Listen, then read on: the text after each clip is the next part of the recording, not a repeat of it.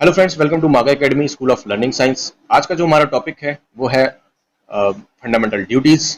Fundamental duties में हम बहुत ही सिंपल सा कोड आपको रखेंगे। ये कोड आपको इसलिए दिए जाते हैं ताकि आप एक हैबिट डेवलप कर सकें जो कि है रेगुलर रिवीजन की, और ये एक टॉपर्स की हैबिट है। अगर आप इसको हमारे इनिशिएटिव जो बेसिक पॉलिटी पे चल रहा है, अगर आप उसको फॉलो करते हैं तो विद इन 30 डेज में आप ये रिजल्ट्स देखेंगे कि आप पूरी पॉलिटी को, पूरी लक्ष्मीकांत बुक को सिर्फ 2 से 3 घंटे में रिवीजन कर लेंगे।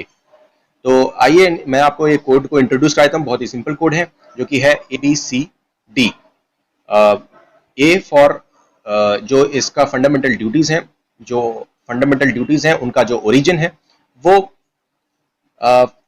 इंडिपेंडेंस के बाद जो कॉन्स्टिट्यूशन फॉर्म हुआ था उससे नहीं हुआ है, वो हुआ है 42nd अमेंडमेंट में ऐड किया गया है। तो 42nd अमेंडमेंट में जो कुछ उसके जो कैरेक्टरिस्टिक्स हैं वो यहाँ पर हम ड्रॉ करेंगे, और 42nd अमेंडमेंट में जो ऐड करे गए हैं वो 10 फंडामेंटल ड्यूटीज करे गए हैं।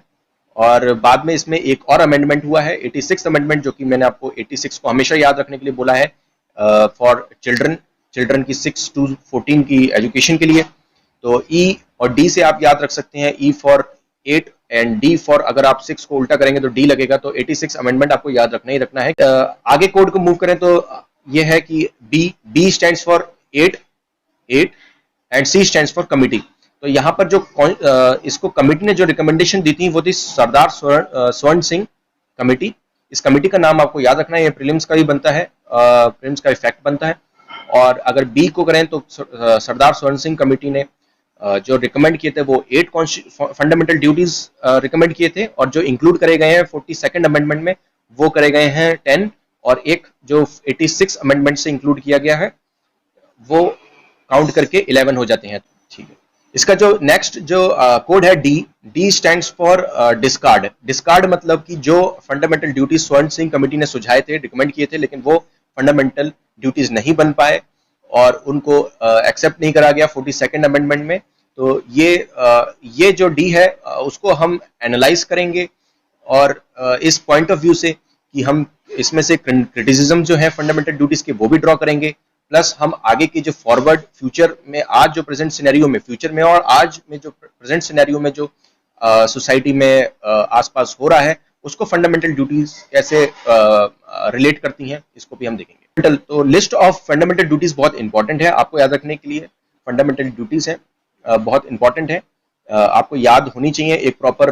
कभी कभी इसमें कंफ्यूजिंग क्वेश्चंस आ जाते हैं कि ये फंडामेंटल ड्यूटी में आता है कि डीपीएसपी में आता है। तो आपको फंडामेंटल ड्यूटीज में जो है उसमें दो आपको, जब भी आपको फंडामेंटल ड्यूटीज याद करनी है तो आपको 2 वर्ड्स हमेशा याद होते हैं, प्रीएम्बल एंड डीपीएसपी। ये 2 आपको वर्ड्स याद आ जाने चाहिए। तो अगर आप प्रीएम्बल से देखें कि प्रीएम्बल से कौन कौन सी फंडामेंटल ड्यूटीज लिंक करती हैं, तो वो पहली 4 to 5 करती हैं।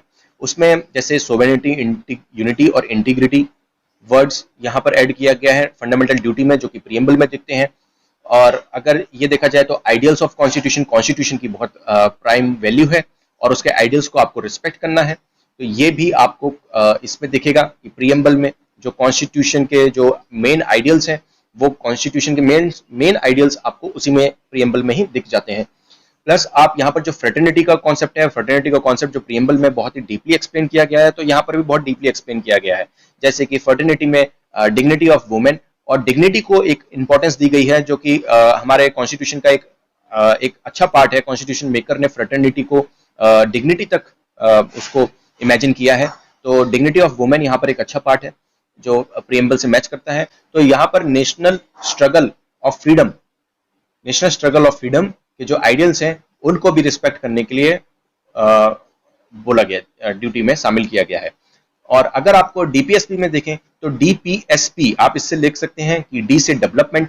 तो आपको कंट्री के डेवलपमेंट में पार्टिसिपेट करना है और एक एक्टिव पार्टिसिपेटर की तरह करना है।